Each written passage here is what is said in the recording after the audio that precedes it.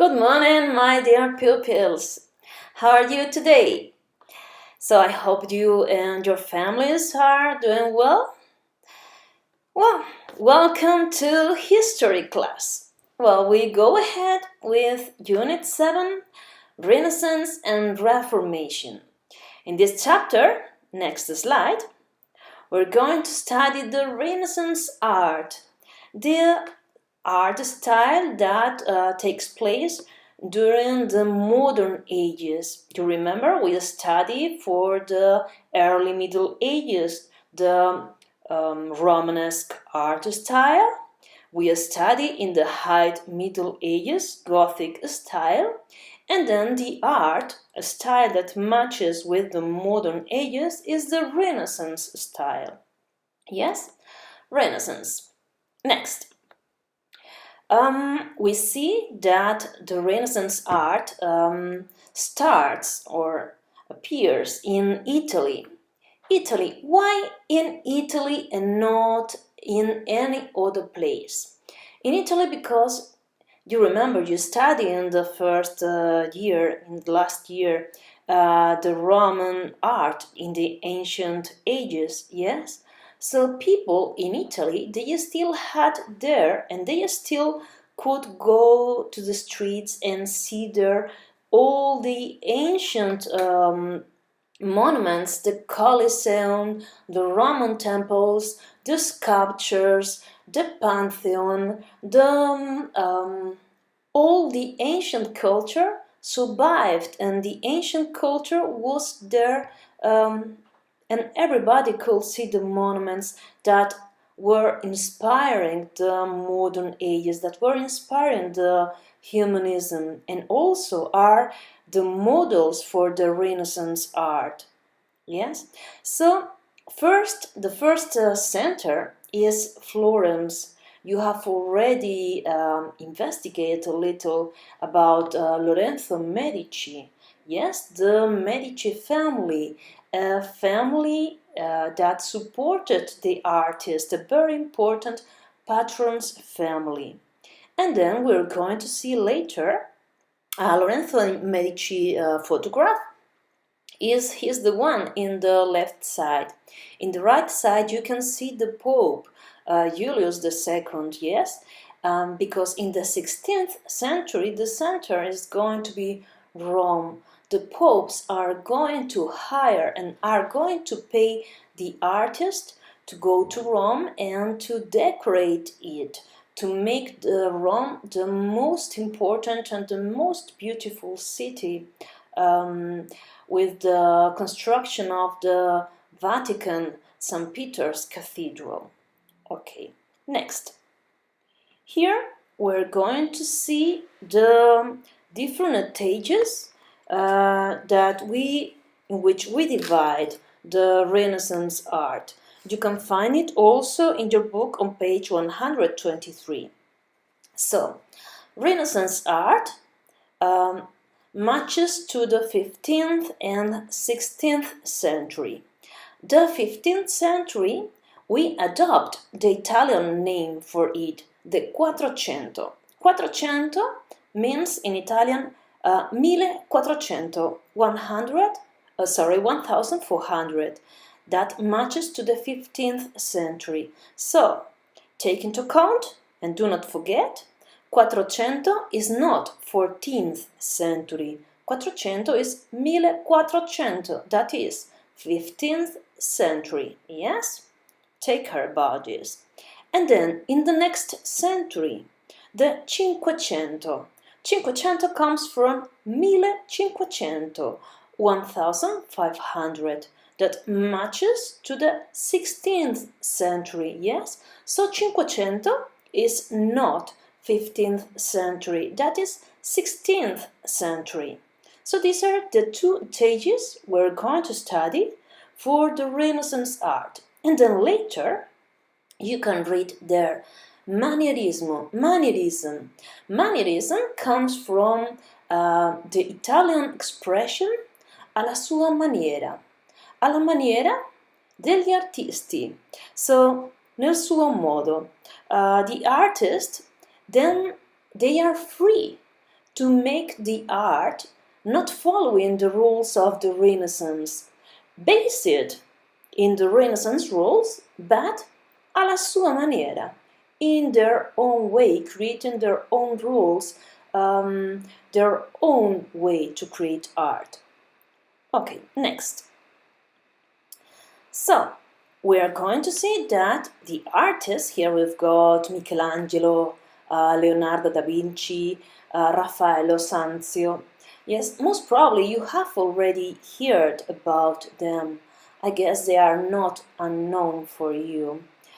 Yes, that's because these artists, they sing their pieces of art. Yes, they are no more unknown artists.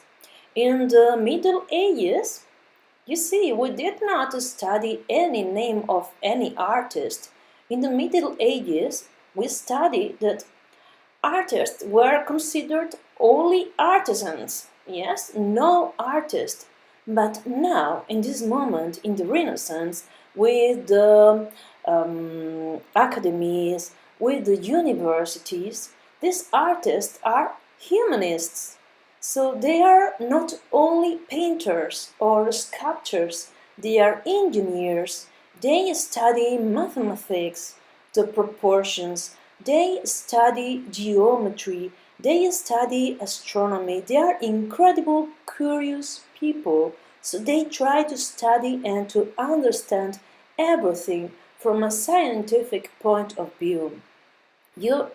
Maybe you know that Leonardo and these artists, they dissect corpses to study anatomy, to design exactly the position of the muscles, the size of the bones, the intersection of the bones. So they do not try to imitate reality or to figure it out how the muscles could be located in a body. No, they try to create the perfection in the representation of the human body by studying the human body itself. Yes? Okay, so they are people, very cultivated people, so no artisans, but humanists. Yes? Very curious people that study all the science. Well, next. Here we've got in this slide a summary of the characteristics of the Renaissance art. Yes, they are very similar to the characteristics of the humanism, as you can see, because human is the center. And here you read anthropocentrism. Anthropos means humans, the men. Men, yes. And here you see it very clear in the Leonardo da Vinci man representation. This picture is not original from Leonardo. I must tell you that it's a copy from an ancient Roman engineer and architect and writer and philosopher. Vitruvio is the name. So this man, that it's the center, anthropocentrism, the man is the center. The man, because of the capacity of thinking in a reasonable way, because we humans have got the capacity to analyze and to study everything from a scientific point of view, using the capacities of our brain to think in a reasonable way, not to think in a religious way and to believe everything that a religion says. No, we've got the capacity to study and to analyze and to discover the science that explains everything. Yes, so anthropocentrism, the human is the center. Well, and art is inspired by Greek and Roman standards. Okay, indeed, this draw is a copy from an ancient Roman design. Yes? And art is based in the mathematical proportions. Yes, That's something very, very, very, very, very, very important. Yes, my dears.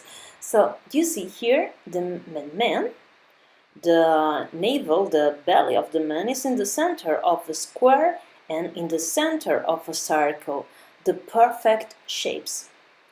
And in the next, we see how the representation of the human body is based in a canon, like the Greeks did.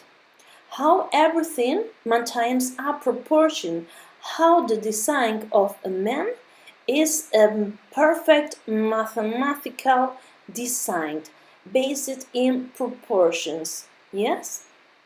Next, here we see that here it says mathematical harmony.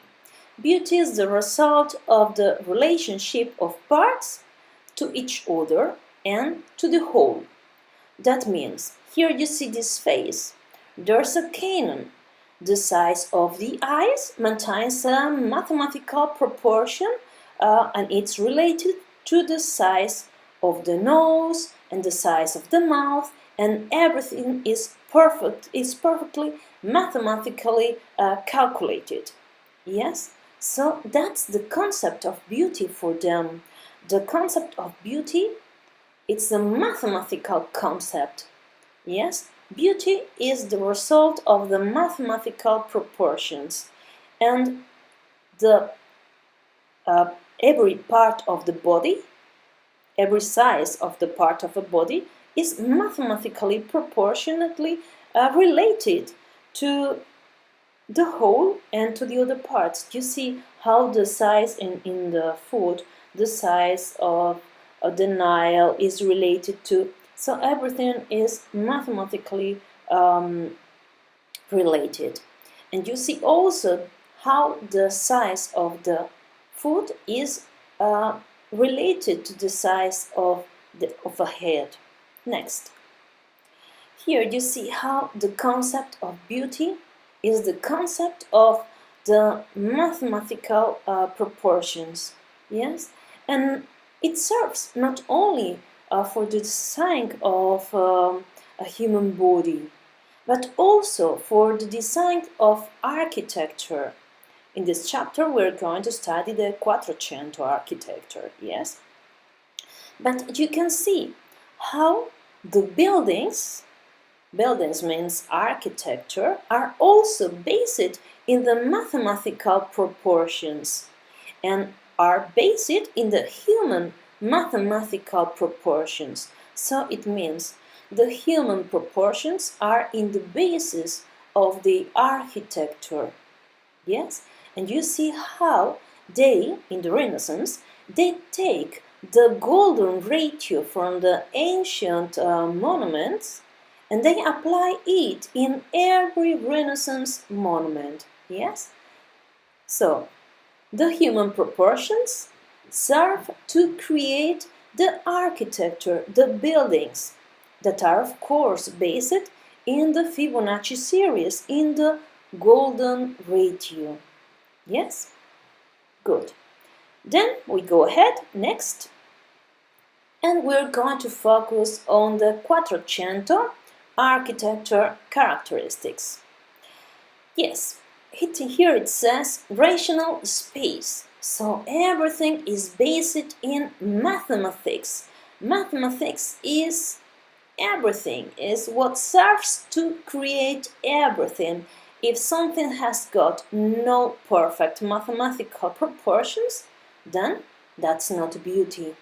Beautiful, or the beauty is not something subjective. No, beauty can be measured, and there are proportions behind every beauty, human representation, space representation, architecture representation. Yes? So, we read here order, simplicity. Everything is based in mathematics. The golden ratio, yes, is in the basis of every building, and the human proportions are also in the basis of every building. Buildings Monuments, so buildings are architecture, remember this. So order, simplicity, mathematical proportions, symmetry, perspective are the characteristics that are going to create as a result a rational space. And of course, like in the humanism, like in the Renaissance, the rebirth of the ancient culture, the ancient ages, in the art, both in architecture, sculptures, paintings, we are going to see that the model the Renaissance artists follow is the Greek art, the Greek and the Roman models, yes, the Greek and the Roman standards. So they are going to use elements, the same element that the Greeks and the Romans used for creating their buildings. We're going to see how they are going to recover the columns, like in the Greek and Roman temples, with the different types of capitals, the style Doric, Ionic, Corinthian. Okay, we will see this later in some slides. And then semicircular arches and hemispherical domes. So, in the Renaissance art, we are not going to see anymore these pointed arches we study for the Gothic art. We see that's an anthropocentrism concept. The arches are not going to point to the heaven. Everything is based in the human perfect proportions. So it's not going to point to the heaven. It's going to point to the human proportions, to point to everything related to the human beings. And you remember, next, here, the human, the Leonardo da Vinci man, inside the perfect shapes of the square and the circle. Yes? So nothing is going to point to the heaven. We're going to see that everything is very rational. They are going to use no more large or basilical Latin cross plans for creating their buildings. They are going to choose now this square, and when the square is turned around itself, it generates a circle, yes? So the perfect shapes, the square for Plato, the square was related, or it meant the earth, the soil, yes? And the circle represents for Plato the perfect shape because it has no beginning, no end. It's perfect in itself. And the center of this perfection, what is there? You see, the human being. The center is the navel of the humans. Yes? So, the perfect or the geometrical shapes that these people in the Renaissance art are going to love the most are the circle and the square. No more pointed arches. That's why we're going to see hemispherical domes, semicircular arches, square plans of the buildings, yes, and of course mathematical harmony, as I explained before. Okay, next. So, mathematical harmony, basic geometric shapes, the circle and the square, symmetry, order, proportion, symmetry, you will see later the perspective, simplicity, regularity, yes, and something new in this slide. The wall. The wall recovers its importance, yes. I guess you remember that in the Gothic architecture and the Gothic cathedrals, the wall was substituted by that colored stained glasses. Yes, do you remember the dematerialization of the wall, representing that very particular space, the hidden? Yes. Now, no more. the Renaissance architects, they are going to use again the wall. The wall is going to be again very important. Okay, next slide.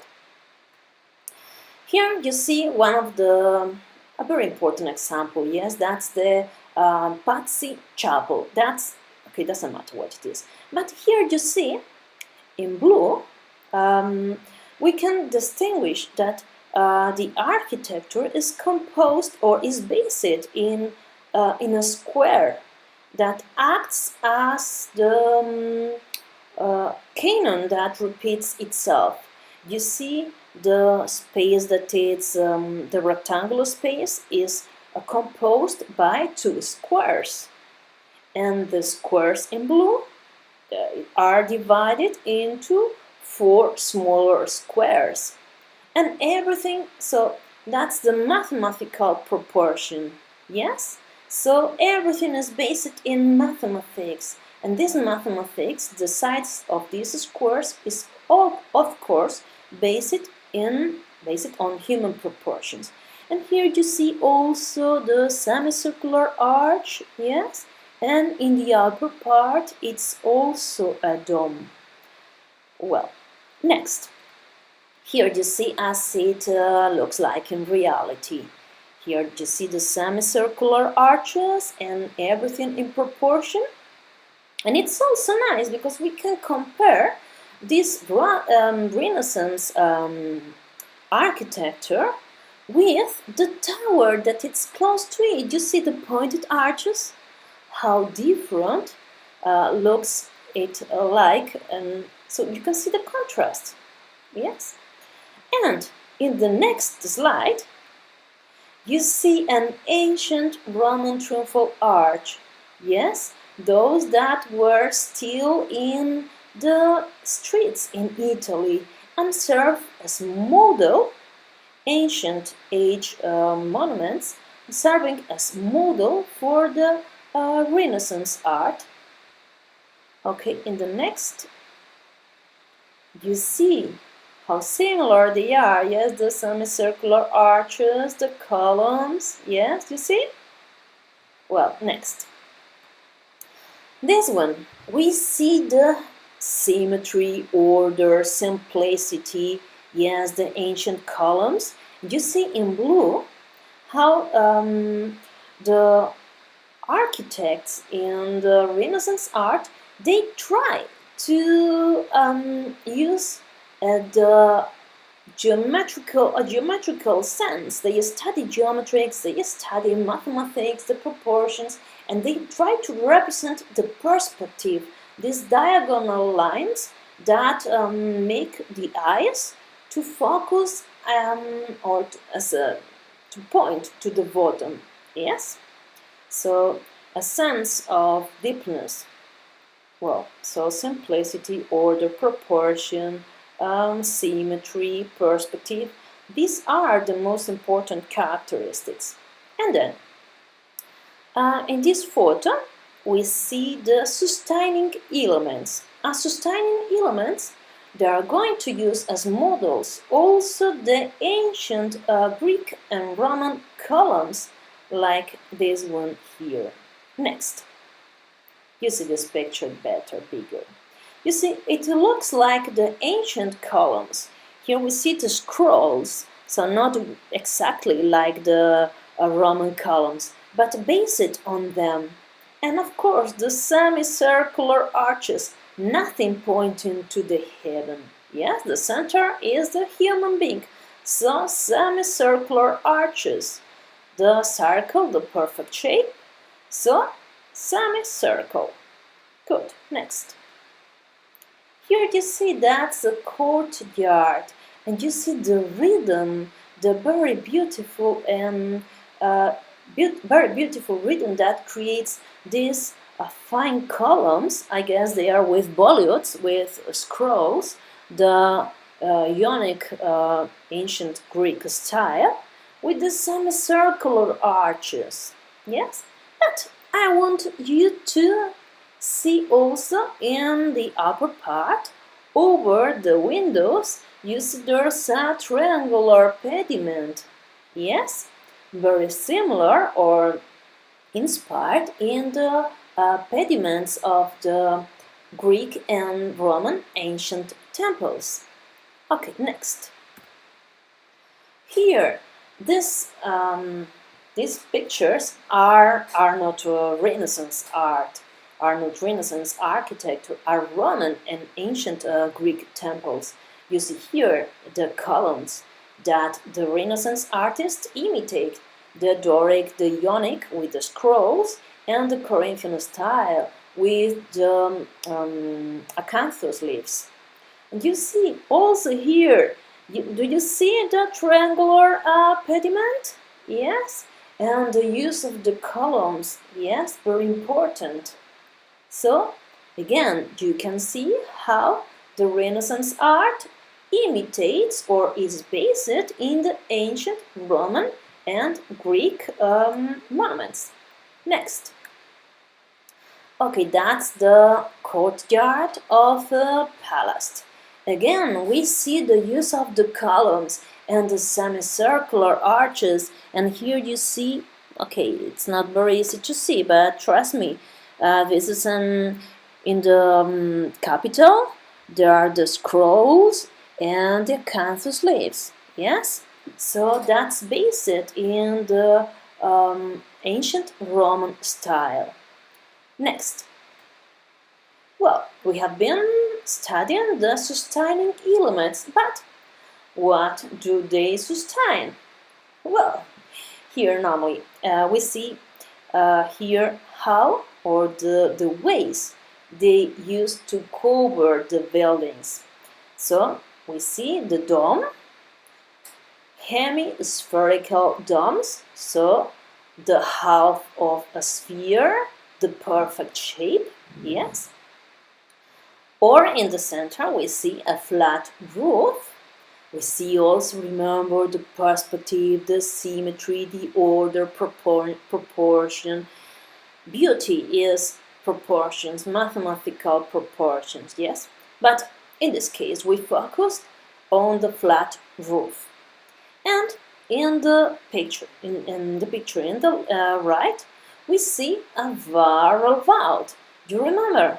When a semicircular arch continues in the space, it creates a varral vault. Great, I guess you remember this.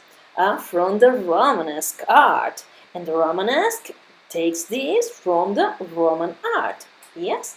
So this one is very special because if you see there are squares that looked like digged in the ceiling, digged in the vault.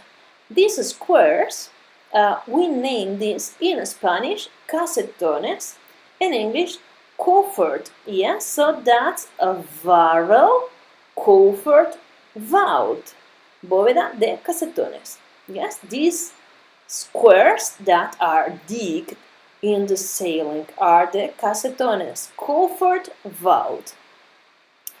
Well, next. Here you see the most important example of dome in the Renaissance art. This is the dome of the Florence Cathedral. The Florence Cathedral, at the beginning, it was a Gothic building, and the dome is covering the crossing.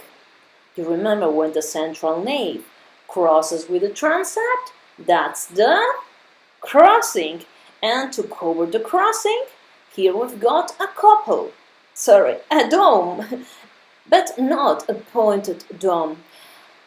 Well, a little bit, yes, you see, that's the first dome that was created in the 15th century. 15th century, remember, Quattrocento, in Florence, yes?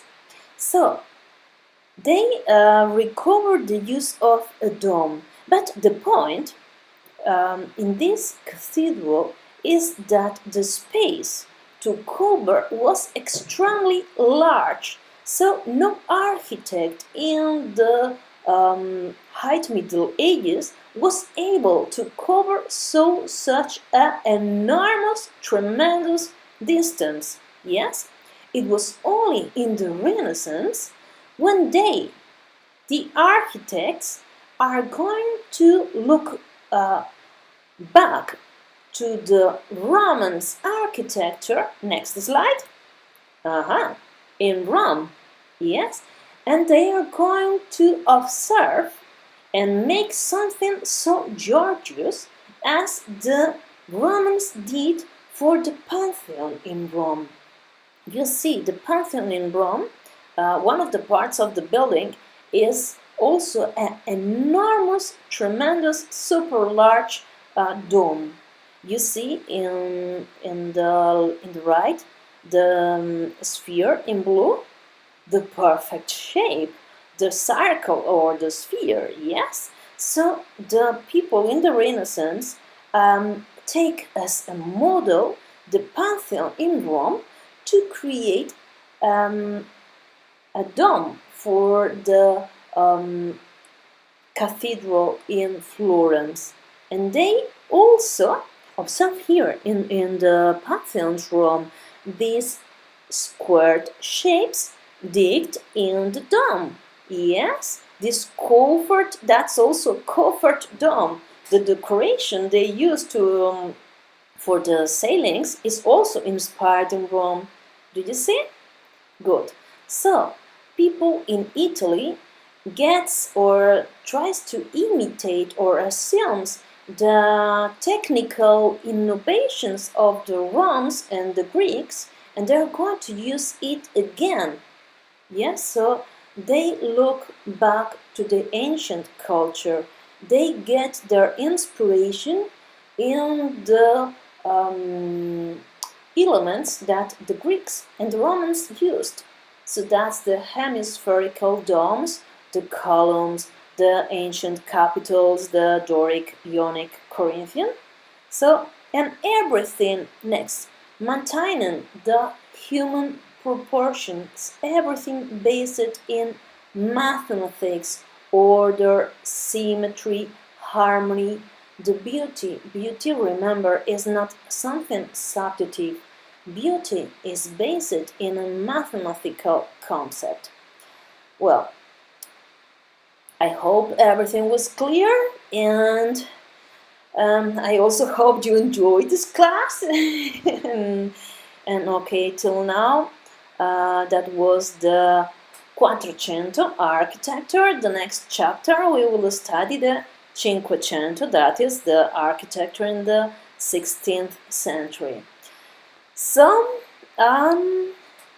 hear you next day. Bye bye, my dear pupils.